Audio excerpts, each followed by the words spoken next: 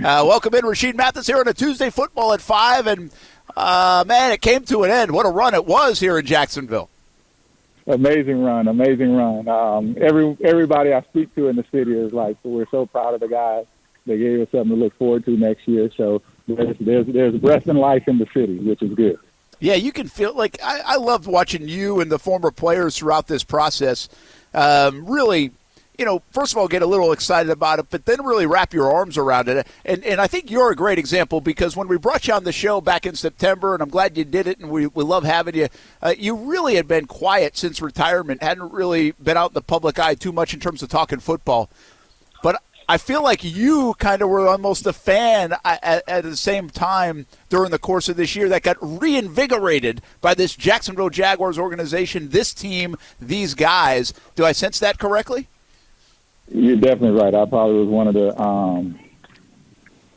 the least favorite to be one of the biggest fans at the end of the season. I guess you could say it like that, being that how I rode into it. And I was just about to tell you, I might have to give you guys a good Christmas gift or something because I enjoyed every bit of it. So thank you for inviting me in. Rashean, do you think you would have enjoyed it more if the defense was as dominant as they were towards the end of the season for the whole season, or do you think it was just a fun ride period? It was a fun ride period. I like the growth, right? So I enjoyed the growth of seeing the guys. So that's one thing about sports.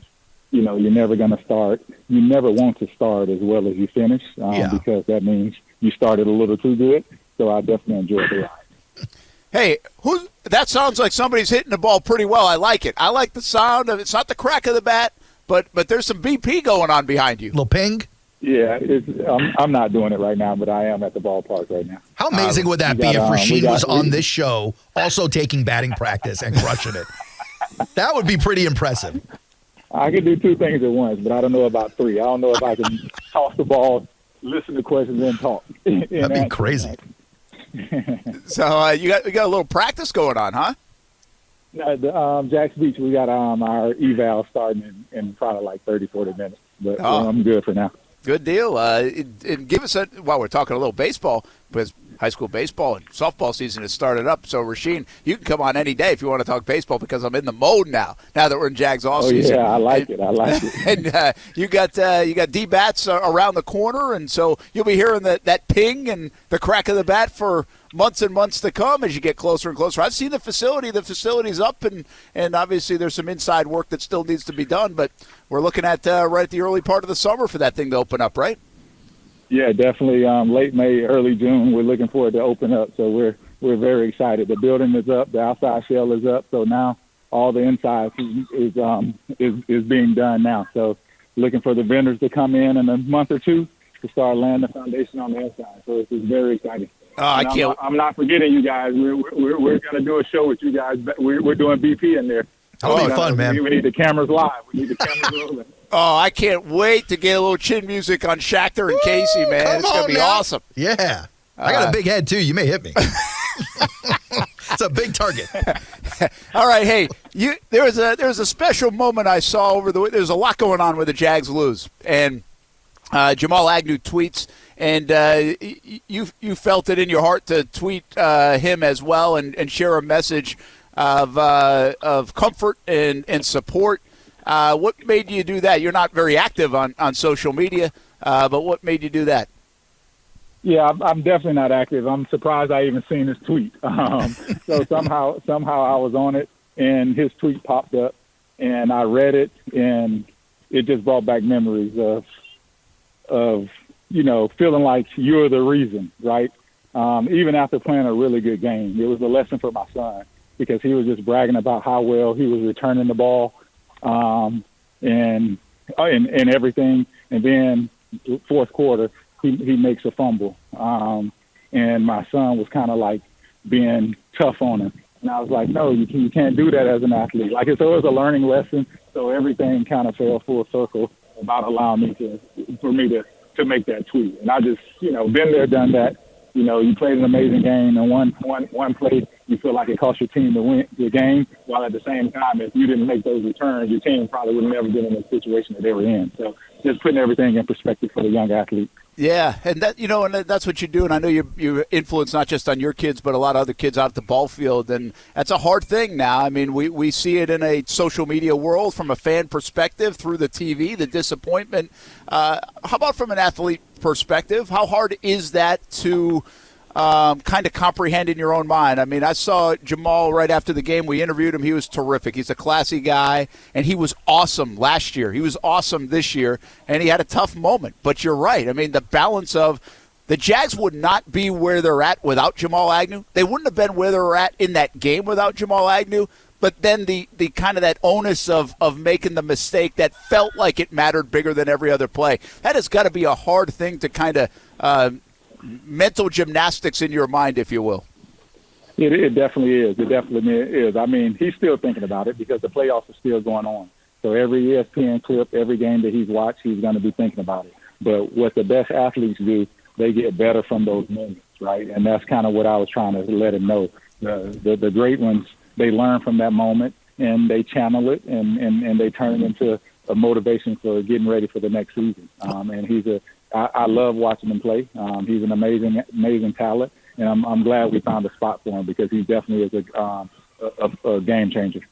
Let's talk a little bit more about those learning moments, because one of the heavy debates that's been ongoing all season, that'll continue to go on throughout the offseason, is over Trayvon Walker. Was it the right choice at number one? Aiden Hutchinson, a lot of people love the amount of sacks this guy was piling up this year and the play that he had versus Trayvon Walker and the growth and the learning that he underwent this season. What do you see in a guy like Trayvon Walker? Do you still have faith in this guy to deliver on this next year, to grow into this monster of a player?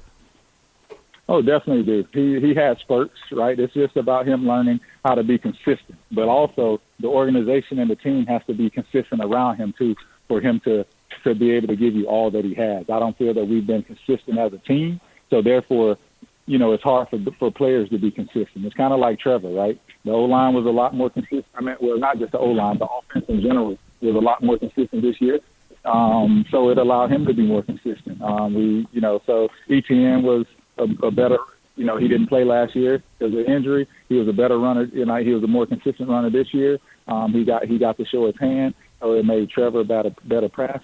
He grew as the season went on. And that's what it's all about. So if when your team is up and down, you as a player are probably going to be up and down as well. It's hard to shine on the inconsistency. So that consistent play matters a lot around you, not just individually. Former Jags corner Rashean Mathis with us here on Brent Friends on ESPN 690. Was out at the ball field as baseball season gets underway, and we put a bow on Rashean joining us each and every week here during the season to dissect this football team. If you look at what they need most on defense, they showed a lot of signs of growth. They showed signs of talent. They showed signs of playmaking ability. They forced a bunch of turnovers. They also showed signs of weakness and flaws, and they've got places where they can get better. I think it's an interesting conversation right now, Rashean. What's their top priority? Is it more edge rusher help? Is it interior defense help? Or is it corner help? And most likely with Darius Williams now kicked to the outside, we would be talking about slot corner. Which one do you think is the highest of priorities? Well, in the game of football, well, in any sport, if you get a game changer in any position, he's going to shine. So, being that I feel that we're kind of solid in all areas, I'm not saying we're great in all areas, but we are kind of solid in all areas.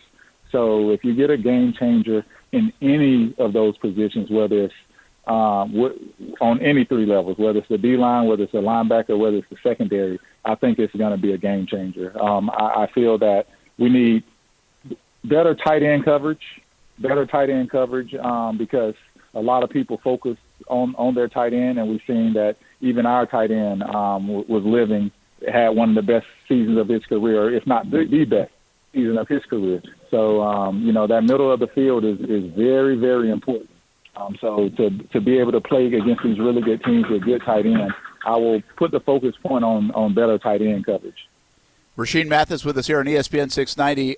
Do you have confidence from what you saw that Muma, Lloyd, and Trayvon, to follow up on Aaron's question, will take a pretty big-sized leap in year two. I mean, it's either blind faith or you saw some signs of it that they can develop on. Which one would it be for you?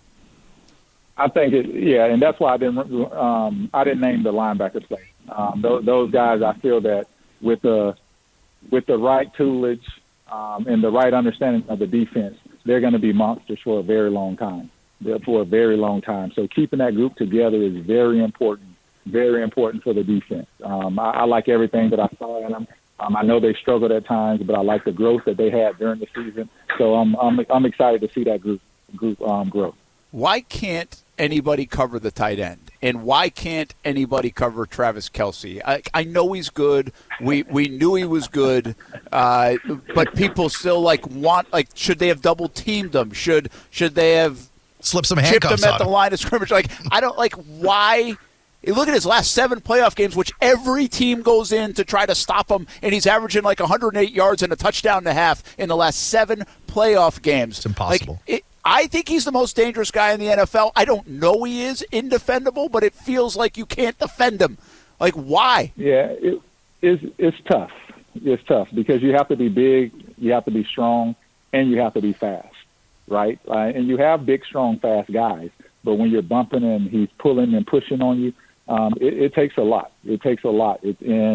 Our safeties aren't meant to cover as much as the cornerbacks. And the cornerbacks are not meant to be as physical as the safeties. So you need a true guy who understands what it takes. Most guys are scared to let him climb on you, and it takes experience. With a guy that size, most of his balls are not going to be on top of you. They're going to be kind of underneath and broken off. But he gets a lot of guys to open their hips. And with Mahomes and the other threats, like when you open your hips with Kelce, he's going to break the route off, and Mahomes knows exactly where he's going to be. So it's a game that they play, and they play it very well. Yeah, they turn it into backyard football is what everybody keeps saying, and I just don't know you can defend it when the guys have been together that long. I'm interested. I said this to Casey yesterday. If the Niners end up in the Super Bowl playing the Chiefs, I wonder if Warner for San Francisco can defend him. I don't think anybody can. I don't know, but he's fast and he's big and he's savvy and he's veteran. All the things that Rashean just said, I'm not sure anybody else really can, but I think maybe there's a Derwin James. Derwin James, you've seen him enough, Rashean. Is Derwin James a guy that can slow him down? Yeah, I feel that he is. It just takes your experience and your knowledge. You have to be real savvy. You can't play him like you play anybody else. There's a lot of sitting on routes that guys do. It's just trying to trust your safety over the top and really have a good game plan for him. Bump him, hit him on the line, and, not letting him get out free. There's a lot of little things that you can do when you have that game plan against him. But at the same time, you have the best quarterback in the league as well in Mahomes that I feel is the best quarterback in the league. So we can't forget who's actually throwing him the ball too, right? So it's a double-edged sword. And speaking of those throws, 151 targets to Kelce in the postseason, 120 catches, 1,389 yards, and 14 touchdowns in 16 games. It's just amazing. I mean, it's, again, I just don't know if you can stop it, right? Listen, I just think you can't stop it. I'll tell you what eventually stops it. He's 33 years old. That's all you can hope for is that time speeds up on him. Yeah, I think it's really hard. And Rashean Mathis, let's finish with this. Do you think you know what it looks like? The good teams. The Eagles look really good. San Fran looks really good. KC is good and seasoned and hardened. Cincinnati's the newcomer on the block. But I thought the Jags could have beaten Kansas City the other day with 2 or 3 more plays if they made it. Are they on the cusp of championship caliber, or do they need a lot more work and maybe even more season under them next year to actually be a real Super Bowl contender? Great question. I think we were a couple plays away, a little more experience from being deep in the playoffs. I think we are a player or two away from being a Super Bowl contender on both sides of the ball, meaning whether it's a receiver, whether it's just somebody dominant on the O-line. or whether it's somebody on the defensive side of the ball. I think we're a couple players away from being that Super Bowl caliber team. Speed kills, and I just think we need somebody that's going to complement the guys that we have and blow the top off the defense a little bit more. That we know that Trevor can't overthrow.